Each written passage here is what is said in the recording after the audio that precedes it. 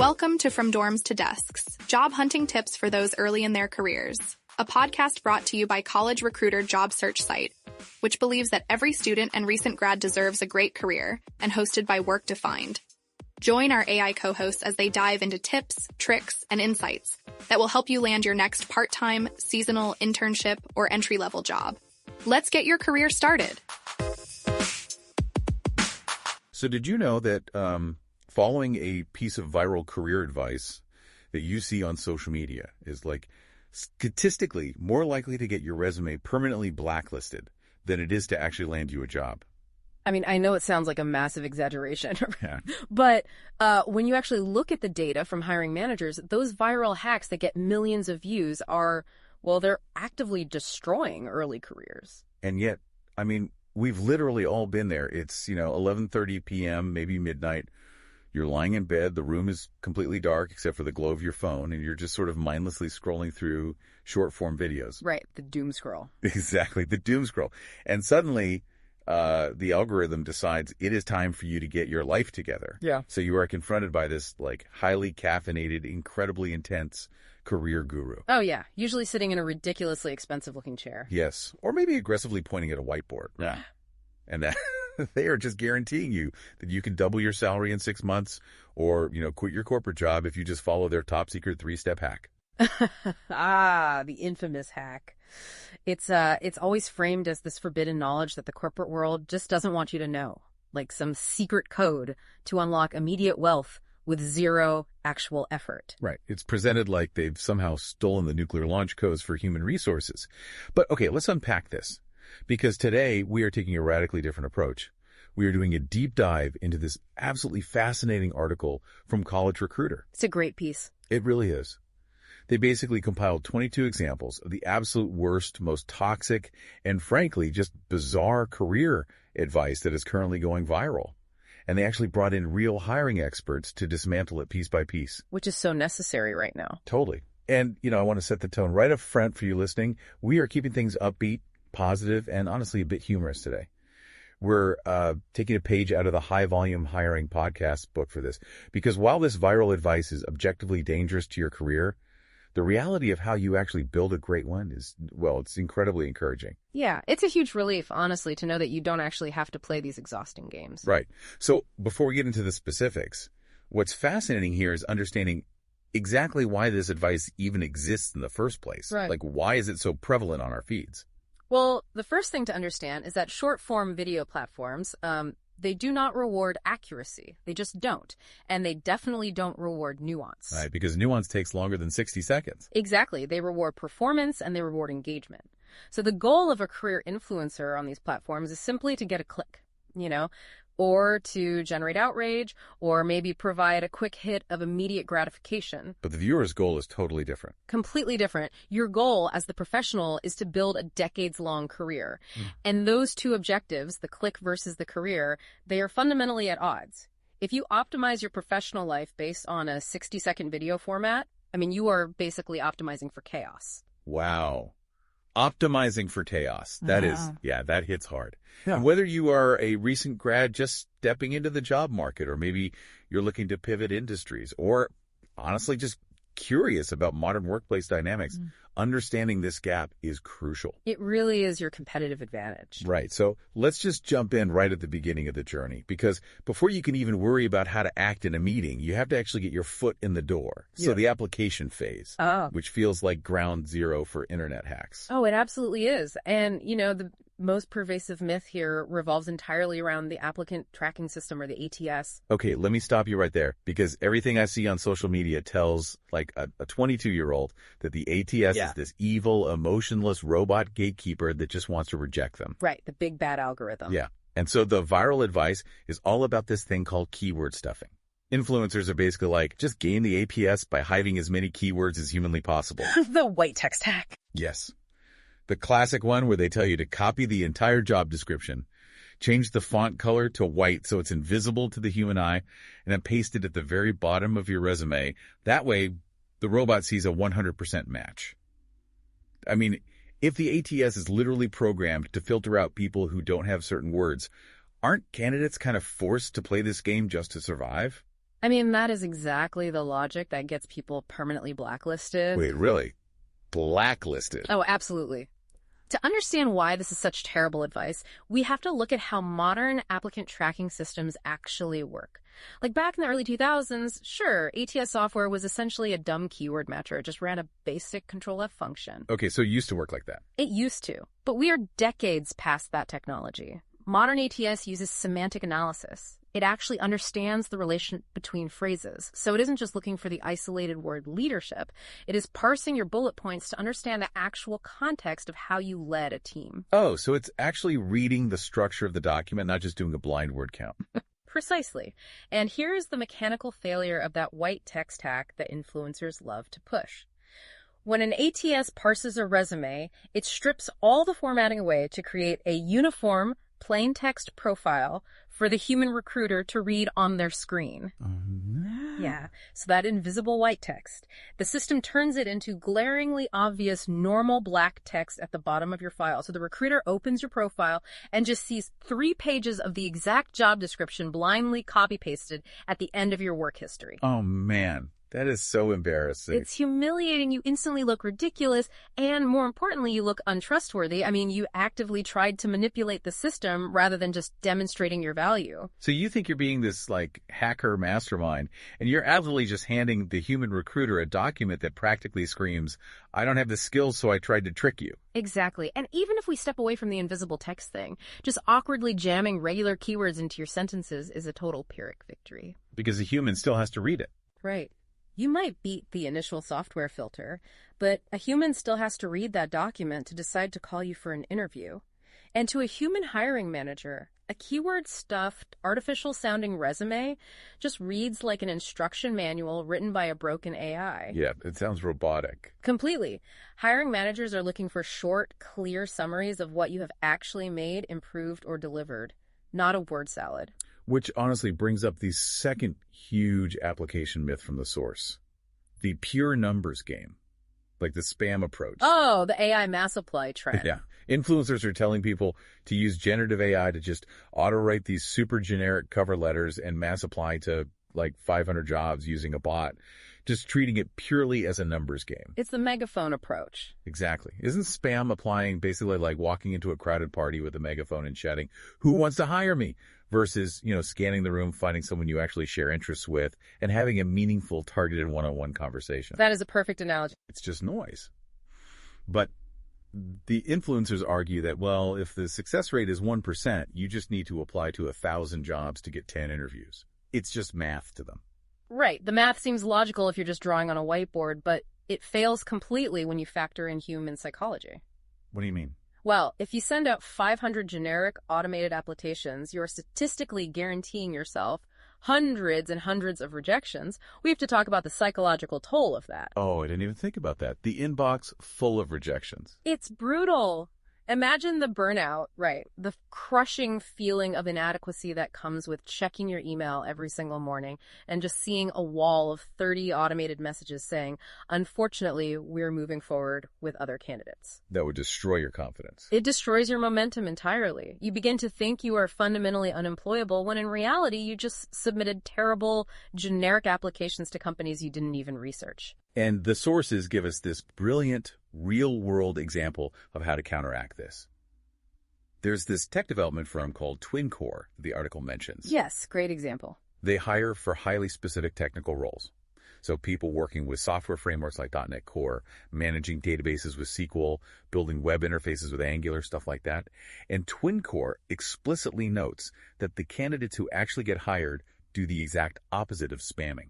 Right, they take their time. Yeah, they might only apply to 5 jobs a month, but they meticulously tailor their story. They don't just list .NET Core as a keyword to trick the ATS. They actually explain a specific project end to end. They show the whole picture. Exactly. They describe the initial requirements of the project, the technical trade-offs they had to make, how they tested the code using frameworks like Munit, and how they automated the deployment using continuous integration tools. Like, they tell a whole story. And that right there is the difference between simply claiming a skill and actually demonstrating operational competence. The tailored applicant shows an understanding of the entire business ecosystem, not just a fragmented piece of software. Right. Which really leads us to probably the most catastrophic piece of advice in the whole application phase. Mm-hmm. Literally lying to the ATS about your technical skills just to get an interview. Oh, the classic fake it till you make it pipeline. It is the worst advice possible. The logic is always just lie to get in the room, and once you're face-to-face, your natural charm and personality will win them over. It is professional suicide. Let's just walk through the actual mechanics of a technical interview for a second. Okay, lay it out for us. If you claim you're proficient in, say, SQL database management just to bypass the ATS, what do you honestly think happens in the interview? They don't sit down and ask you about your favorite movies. No, they want to see the skills. Right. The hiring manager slides a laptop across the table, or they point to a whiteboard, and they say, great, we currently have a bottleneck in our data retrieval. Walk me through exactly how you'd architect this query to fix it. Oh, man. The sheer panic. I'm getting secondhand anxiety just picturing that moment. It's over in 5 seconds. It really is. The charade collapses instantly. But what the influencers completely ignore when they push this hack is the long-term consequence. The danger isn't just that you lose that specific job offer. What's the real danger? The real danger is that you have permanently damaged your professional reputation. You've just revealed to a hiring manager a fundamental lack of integrity. And in specialized industries, whether that's tech or finance or even the specialized trades, the network is incredibly small. People talk. Exactly. Hiring managers talk. Recruiters move from company to company. You can very easily find yourself informally blacklisted across multiple organizations because you didn't just fail a skills test, you actively attempted to deceive them. So the boring truth is that targeted effort, honesty, and tailoring your resume actually works. Who knew? Shocking, I know. Okay, so let's say you follow the good advice, you tailor the resume, you demonstrate real projects, you're honest, and you beat the odds. You get the call back, you are heading into the interview. The next hurdle. Yes, and this introduces a whole new set of viral traps. Because social media seems completely polarized on how you should behave in that interview room, it swings wildly between like just wing it on one side and aggressive, almost hostile manipulation on the other. It's the clash between the just be authentic trap and the assert dominance swagger. Exactly. So let's tackle the authenticity trap first. This is the viral notion that you shouldn't rigidly prepare for an interview because, quote, authentic people get hired. Which sounds so nice in theory. It does. It's this romantic idea that if you just show up as your pure, unfiltered self, the company will magically recognize your inner genius. And, I mean, playing devil's advocate here, shouldn't I just want them to hire me? If I rehearse a bunch of corporate answers, aren't I just being fake? I hear that a lot, but it is a fundamental misunderstanding of what preparation actually does. When influencers tell you to just wing it in the name of authenticity, they are confusing authenticity with unpreparedness. Okay, explain that. Let's look at the actual physiological reality of a job interview. By design, it is an evaluative high-stress environment. When you walk into that room without preparation, your cortisol levels spike. Your sympathetic nervous system kicks into a mild fight-or-flight response. The sweaty palms, the racing heart, the dry mouth. Exactly. And when your brain is stressed like that, your executive function drops. You rely heavily on filler words like and like. You ramble. You lose your train of thought halfway through a sentence. They've all been there. Right. So when you wing it, you are not actually showing the hiring manager the real, authentic you. You are showing them the highly stressed, cognitively impaired version of you. Wow, I had never thought about it like that. Yeah. Preparation, actually researching the company, formulating specific examples, using the STAR method, situation, task, action, result, that actually lowers your baseline anxiety. Because you know what you're going to say. Exactly.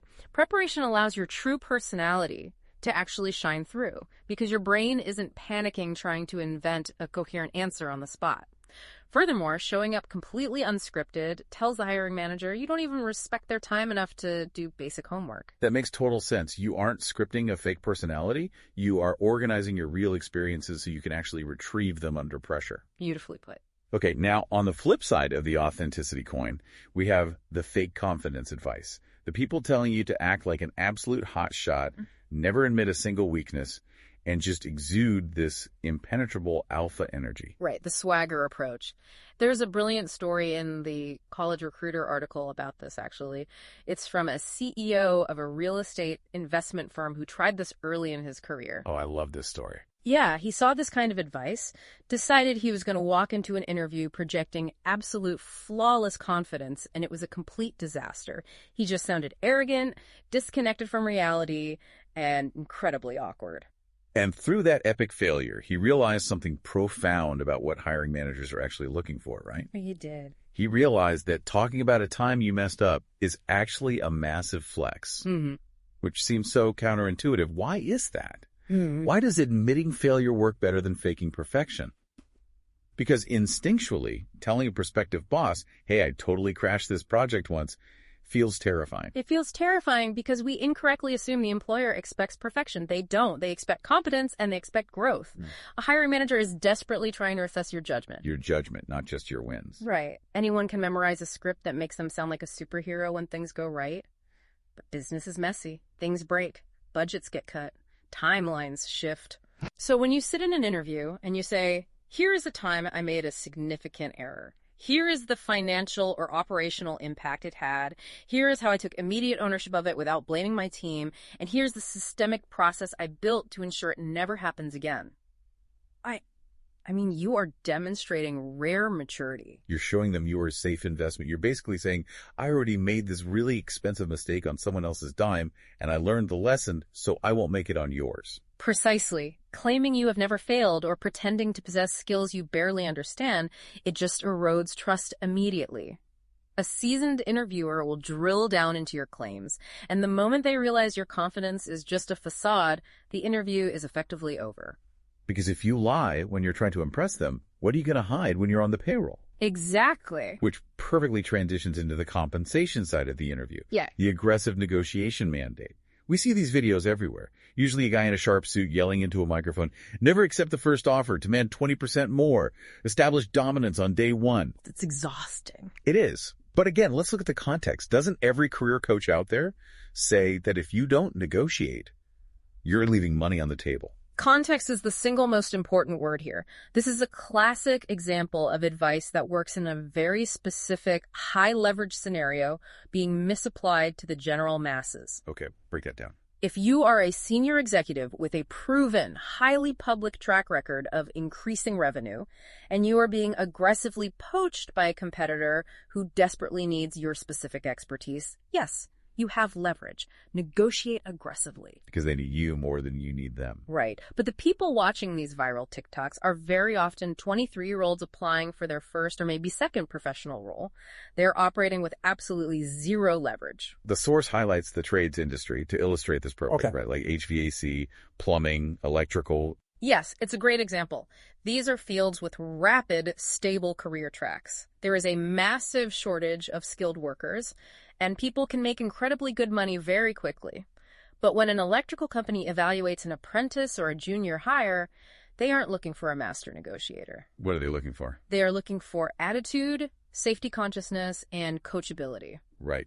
And the source actually notes that early career candidates have literally lost job offers because they walked in and aggressively demanded top-tier wages, extra vacation days, and sign-on bonuses before they had even proven they could wire a basic circuit safely. Which is mind-boggling to a hiring manager. When an employer hires an early career professional, they are taking on a liability. They have to invest months of training and resources before you become profitable for the business. You're costing them money at first. Exactly. So when you demand aggressive terms before you have delivered a single ounce of value, you don't look dominant. You look entitled and utterly disconnected from how a business actually operates. So advocate for yourself. Definitely research market rates, but negotiate respectfully and based on evidence, not just ego. That's the balance. Okay, so let's say you've successfully navigated this entire gauntlet. You prepared, you were honest about your skills, you negotiated a fair starting salary, and you got the jobs. Congratulations. You made it. You made it. You sit down at your new desk on Monday morning, you go on your lunch break, you open your phone, and the algorithm delivers its next mandate. Your new employer is actually your mortal enemy. They're going to exploit you, and you must do the absolute bare minimum to survive. Ah, the daily grind. Yes. This brings us to the era of act your wage and weaponize boundaries. The act your wage mindset is arguably the most culturally pervasive concept we will discuss today. And, we must tread carefully here because the sentiment does originate from a very valid place. Sure. People are burned out. They are. It grew out of legitimate frustrations with corporate exploitation, stagnant wages failing to meet inflation, companies expecting 60-hour weeks for 40-hour salaries. The anger is 100% justified. Right. However, as a tactical career strategy for an individual trying to build a foundation, it is a massive self-sabotaging trap. The sources outline a few specific behaviors under this umbrella. There's quiet quitting, which basically means doing exactly what is explicitly written in your job description and not a single keystroke more. And then there's weaponizing boundaries, like refusing to learn anything outside your immediate assigned duties, or refusing to help a colleague in a pinch because, quote, it's not my job. To understand why this fails so spectacularly, we have to look at the larger trajectory of a career. When you are in your first few years of employment, your primary goal is not immediate cash extraction. Interesting. What is it then? It is an accumulation phase. You are building leverage. You are building a professional reputation, a network of advocates, and a portfolio of highly resilient skills. It's not about perfectly balancing the scales of daily effort against your biweekly paycheck right out of the gate. The people who get promoted, the people who are invited into high visibility projects, are the individuals who build a reputation for being resourceful before they have the fancy title. It actually makes me think about being in a theater production. Okay, I like where this is going. So imagine you are the understudy for the lead role in a play. Your literal job description on paper says, memorize the lines in case of emergency. That's it. Right. But during rehearsals, the lead actor is struggling, the director is stressed trying to fix a scene, and you decide, well, I'm only being paid understudy wages, so I'm going to sit in the dark corner of the theater and just scroll on my phone. I'm not going to watch the blocking. I'm not going to help the stage manager because that's not my job. And what happens? You are guaranteeing that you will never, ever be cast as the lead role. You are using your job description as a shield, but it's actually a cage. That is a phenomenal analogy, truly. And it happens in corporate environments every single day. If you've ever listened to a business podcast and thought, this sounds good, but no one actually talks like this behind closed doors, you're not wrong. On the LeaderBook AI podcast, we talk about the conversations leaders actually have after the board meeting, after the AI rollout that doesn't quite land. I'm Felicia Shakiba, and I interview CEOs, investors, and operators about what really drives performance. If you want that level of honesty, subscribe to the LeaderBook AI podcast. Early career professionals refuse cross-training, or they refuse to sit in on a meeting with another department because it's not their strict responsibility. And they just stagnate. Exactly. The College Recruiter article points out that the quickest, most reliable way to achieve professional advancement is to identify operational vacuums. Vacuums. Yes, problems that no one else is fixing. Find them and fill them without being asked. Yeah. If you rigidly adhere to a single narrow set of tasks, you just make yourself a commodity. You make yourself easily replaceable by the next person or increasingly the next piece of software. Wow. But if you adapt, learn the broader business context, and solve unassigned problems, you become an invaluable asset. The quiet quitters stay exactly where they started, and then they complain that they never get promoted. And what about the other extreme of the social media hustle? Because if one side is do nothing, the other side is do absolutely everything, but only for yourself. Ah, the secret side hustle. Yes. The influencers telling you to start a secret side hustle while you are literally sitting at your corporate desk. The pitch is always, use company time to build your...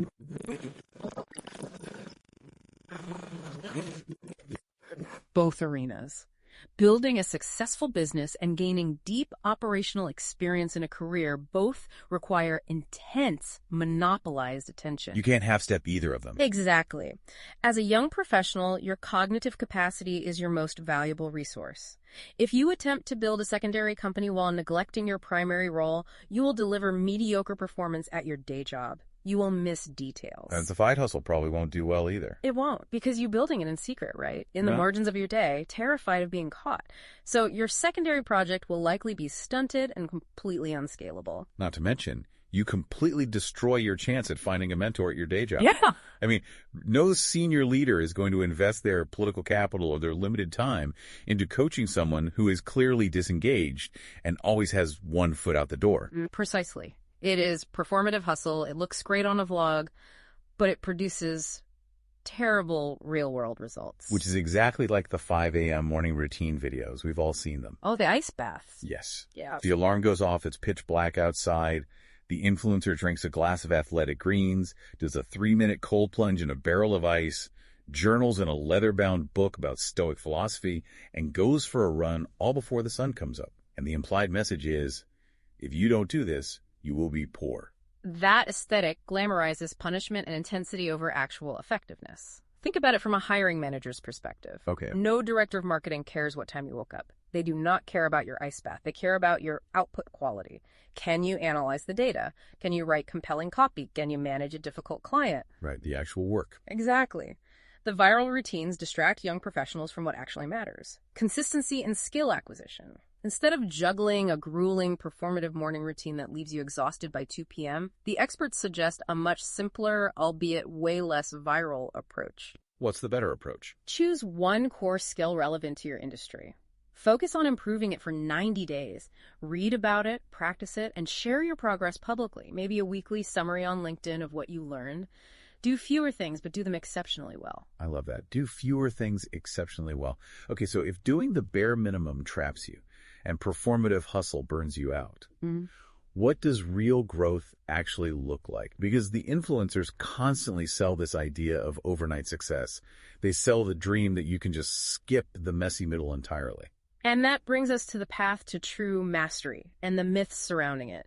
Because the messy middle is the crucible. It is where all actual economic value is created. But social media hates the messy middle. It abhors the messy middle because it doesn't fit into a tidy 60-second narrative. So they create these shortcuts. And the viral advice here usually falls into a few categories. Degree entitlement, the expert on day one pressure, and the passion ultimatum. Let's unpack degree entitlement first. This is the mindset where someone graduates with a master's degree, or even just a specialized bachelor's, and they believe that academic credential means they should instantly bypass entry-level execution and demand a strategic management role. Like, I have an MBA, I shouldn't be updating spreadsheets, I should be directing the department. It represents a fundamental misunderstanding of how a business actually operates. Academic qualifications do not equal operational competence. Right. You can study organizational management theory in a classroom for 4 years. You can read case studies about supply chain logistics until you're blue in the face. But that does not mean you know how to manage a real corporate budget when revenue suddenly drops 15%. And it certainly does not mean you know how to manage real human beings with competing egos and varied motivations. Right. It's like reading a textbook on aerodynamics, perfectly memorizing the physics of lift, and then walking into the cockpit of a Boeing 737 and asking the captain to move over. Exactly. You might know the theory perfectly, but you have 0 actual flight hours. That is a great way to look at it. True authority in the workplace comes from a battle-tested understanding of the real friction in the marketplace. You have to spend time in the operational trenches. Doing the unglamorous stuff. Yes. You have to execute the foundational tasks. Updating those spreadsheets, formatting the reports, taking the angry customer service calls to understand the actual mechanics of the business. If you ask for a director title without ever having done the heavy lifting, you just signal to leadership that you are completely out of touch with reality. You cannot optimize a system you have never operated. And part of getting those flight hours means making mistakes, which touches on the second myth here. The expert on day one pressure. Social media curates perfection. It tells young professionals they need to have a flawless personal brand from the exact moment they graduate. So they show up to their first job terrified of looking foolish. The College Recruiter article provides a brilliant anecdote about this from a seasoned professional in IT infrastructure. He noted that when he started out, he knew almost nothing practical about the specific server configurations his company used. Because school didn't teach him that specific setup. Exactly. But instead of pretending he knew it all to protect his ego, he leaned fully into his junior status. He learned by screwing up in safe environments and relentlessly pestering his senior colleagues with questions. He admitted his ignorance so he could actually cure it. Yes. Early errors, when communicated honestly and corrected quickly, are your greatest teachers. If you pretend to be an expert on day one just to avoid the temporary embarrassment of asking a basic question, you close yourself off to the very feedback loop that creates genuine expertise. You build a house of cards that will eventually collapse under the weight of real responsibility. Okay, I want to pivot to the biggest sacred cow of all career advice, the passion ultimatum. Oh boy. The advice that says, never take a job that doesn't perfectly align with your passion. Yeah. If you love what you do, you'll never work a day in your life. Hold on. Let me stop you before you completely destroy this one. Yeah. Because follow your passion is the golden rule. It's printed on coffee mugs. Why is it bad advice for a 22-year-old to hold out for their dream job? It is dangerous advice because early careers are meant for exploration, not destination. When you are 22, your definition of your passion is usually based on a highly idealized, sanitized view of an industry. What do you mean by sanitized? Well, you might be passionate about saving the environment, right? But you don't know if you actually enjoy the day-to-day reality of writing tedious grant proposals, conducting repetitive soil sampling, or lobbying local government, which is what the actual jobs require. Oh, true. You just like the idea of it. Right. If you optimize purely for a perceived dream status, you might miss out on adjacent opportunities that actually force you to grow. The reality that shocks most young professionals is that passion usually follows competence. Whoa. Wait, passion follows competence. That flips the entire narrative upside down. Yeah. You don't find your passion and then get good at it. You get good at something and then you become passionate about it. Exactly. Human beings naturally enjoy doing things they're highly effective at. When you dive into a role, even one that seems slightly boring on the surface, and you build rare skills, when you learn how to solve complex problems. When you become the go-to person. Yes. When colleagues start coming to you for advice because you are the expert, that mastery generates passion. You start to love the work because you respect your own capability within it. Holding out for a perfect, magical passion match while your skills just stagnate on the sidelines is a terrible trade-off. That is profound. Get good first, and the enjoyment follows the mastery. Okay, so let's say you were actually executing on this. You were in the trenches, you were making mistakes, asking questions, building competence, and finding satisfaction in your growing skills. You're doing everything right. Right. But then your feed delivers the next viral mandate, the job hop. Influencers literally scream at you that if you've been sitting at your desk for 12 months, you are actively losing money to inflation, and you must job hop immediately for a 20% raise. This brings us to what is perhaps the most mathematically seductive, yet structurally destructive piece of advice we will cover today, the 12-month hop hack. The blanket recommendation to switch employers every single year to artificially maximize your salary trajectory. I have to admit, on paper, it looks like an absolute cheat code. You start at Company A for $60,000. 12 months later, you leverage that title to jump to Company B for $75,000. 12 months after that, you jump to Company C for $90,000. In 2 years, you've increased your salary by 50%. Why on earth wouldn't someone do this? Because it raises an incredibly important question. What exactly are you building? While that math absolutely works for short-term salary bumps, it introduces a fatal architectural flaw into your career profile. A fatal flaw. Yes. You end up with what hiring managers call a thin profile, an accumulation of impressive-sounding job titles with absolutely zero measurable long-term impact. The source material uses the field of engineering to perfectly illustrate why this strategy ultimately collapses, detailing a concept called the cycle of competence. Yes, the build, break, fix, scale cycle.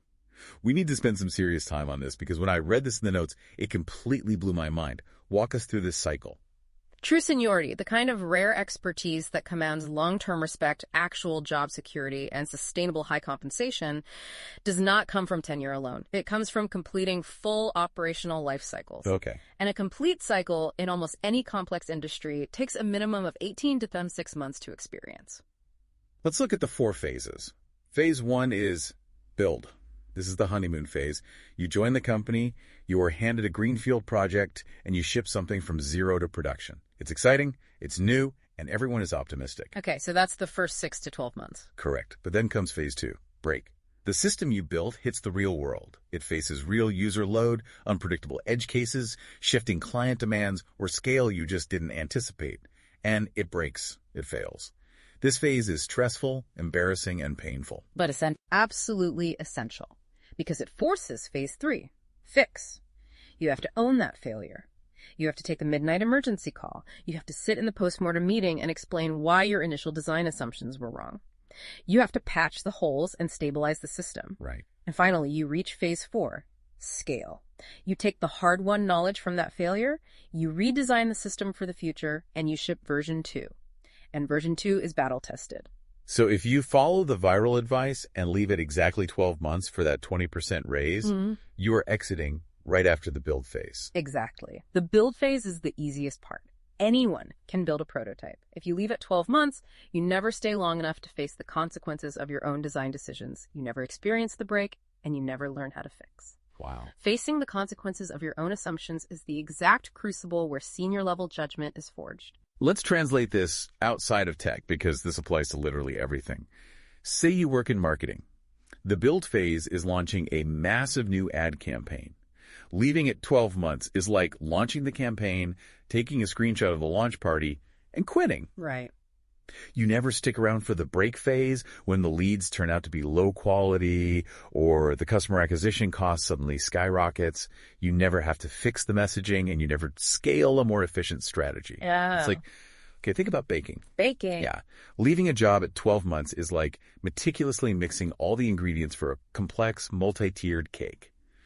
You put it in the oven, you take a smiling selfie with the oven, and then you just walk out the front door and go get a job at a new bakery. That's spot on. You never see if the cake rises. Yeah. You never see if it collapses in the middle. Yeah. You never actually taste it to find out if you accidentally use salt instead of sugar. Yeah. But you still boldly put Master Cake Baker on your resume. That is a brilliant way to put it. And veteran hiring managers see right through the thin profile. The article quotes a founder who has interviewed hundreds of candidates who boast 4 jobs in 4 years. On paper, their resumes look incredibly impressive. They have the title bumps. But then the interview happens. Exactly. The hiring manager asks them to walk through a system they scaled or a strategic failure they diagnosed and resolved, and the candidate just draws a blank. They can eagerly describe what they built initially, but they cannot describe what broke, what they learned from the failure, or what they would do differently next time. Ouch. They have the title, but they don't have the scars. Exactly. That is not a senior professional. That is a junior professional carrying senior compensation. And eventually, the market always corrects for that mismatch. You will hit a ceiling, usually around the director or senior manager level, where companies flat out refuse to hire you. Because they see the pattern. They look at your resume and see a massive flight risk with shallow depth. The advice for early career professionals is clear. Do not optimize purely for salary in your first few moves. Choose your first few roles for learning density. Stay long enough to complete the loop. Taste the cake. Taste the cake. I love it. But let's be realistic here. Eventually, it will be the right time to leave. You've completed the cycle, you've learned, you've fixed your mistakes, you've scaled the project, and there is no more upward mobility at your current company. It's time for the next challenge. It happens to everyone. Right. But how you exit a role and how you interact with the broader professional ecosystem on your way out is where influencers often give the absolute most destructive advice of all.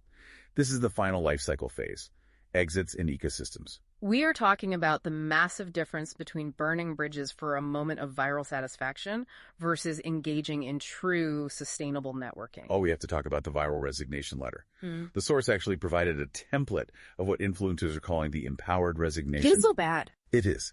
They tell young professionals to stop using fake corporate language, to be radically blunt, and to just tell their manager exactly how unhappy they are. I have to read this template being pushed online. It goes, "Hey, manager, feeling a bit overwhelmed and not getting the vibe right, so I'll be out. Thanks for the experience. This ain't it. Please don't miss me." It is genuinely painful to hear that read out loud in a professional context. Right. Like, I'm laughing because it sounds like a bad text message to an ex, but I'm also cringing so hard. Yeah. I can see how, if you have a terrible boss, typing that out might feel amazing for exactly 30 seconds. Although the dopamine hit would be huge. You hit send, you slam your laptop shut, and you feel like an action movie star walking away from an explosion in slow motion. Right. But then the dopamine wears off, and reality sets in.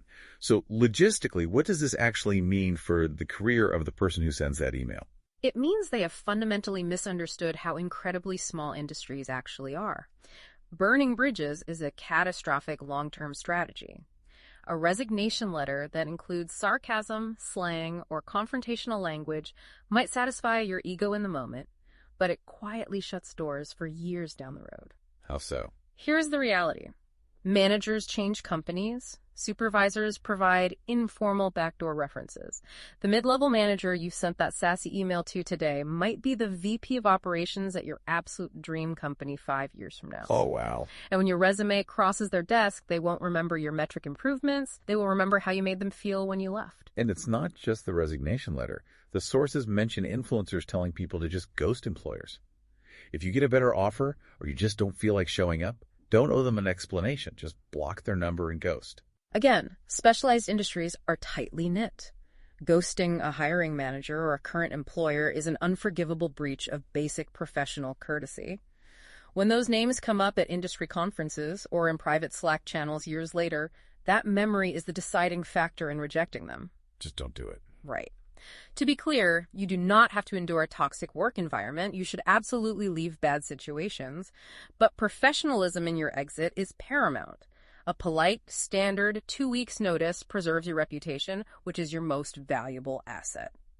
It also ties into another terrible piece of exit advice. Quit without a backup plan and trust the universe.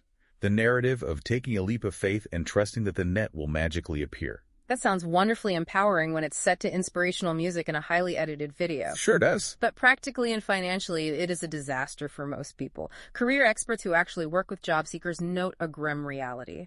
People who quit impulsively almost always end up accepting a demonstrably worse offer 3 to 6 months later out of sheer financial terror. Because they have no leverage anymore. Exactly. When you are employed, you negotiate from a position of absolute strength. You can walk away from bad offers. When you are 3 months unemployed, your savings are depleted, and rent is due, you negotiate from desperation. You take whatever is handed to you, often setting your career trajectory back several years. Which leads us to the final piece of the ecosystem puzzle, networking. Because if you want to find a new job, while you still have your old one, you need a network. But influencers often frame networking as this transactional, almost manipulative extraction of favors. Yes. They teach you psychological scripts to cold message strangers on LinkedIn, essentially tricking them into giving you a referral for a job you aren't even qualified for. And that specific advice turns a lot of highly competent, introverted professionals away from networking entirely because it feels gross. It feels slimy and transactional. Yeah, nobody wants to be that person. But true networking is not about cold messaging a stranger with a copy-pasted template asking for a massive favor.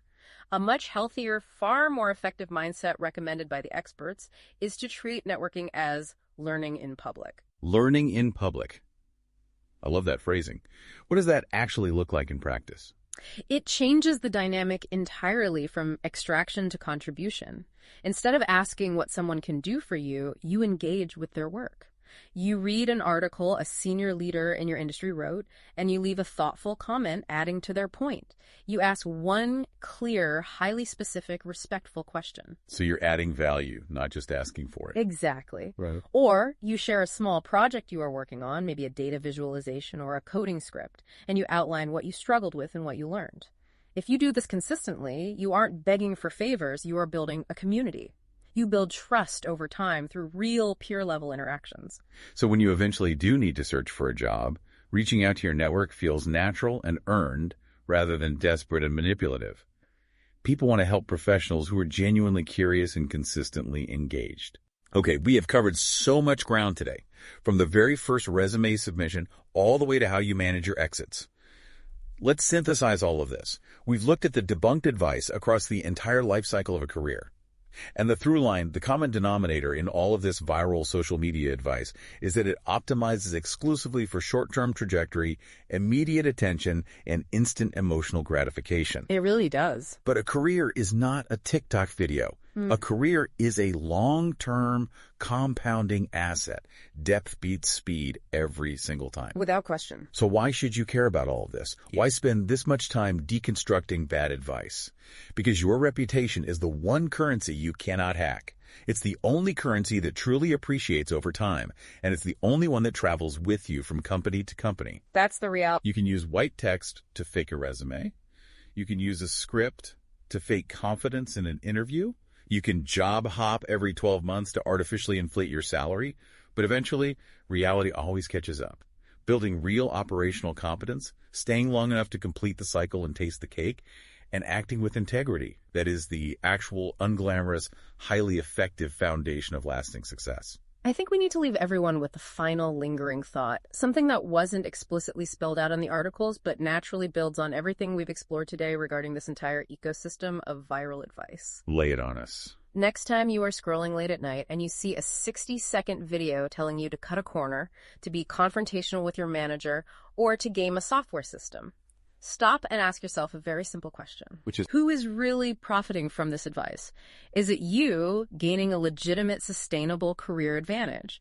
Or is it the content creator monetizing your professional anxiety and your desire for a shortcut, purely for a click and a sponsorship deal? What if the ultimate, most disruptive career hack in a world completely obsessed with fleeting shortcuts is simply to become undeniable through patience, deep competence, and unwavering reliability? wow.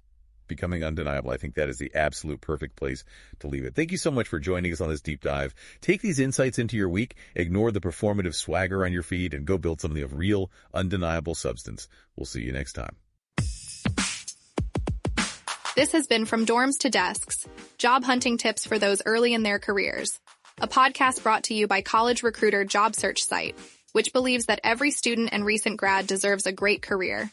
Each episode, we dive into tips, tricks, and insights that will help you land your next part-time, seasonal, internship, or entry-level job. Subscribe to this podcast for free now, so you don't miss an episode, and visit www.collegerecruiter.com to find your next great job.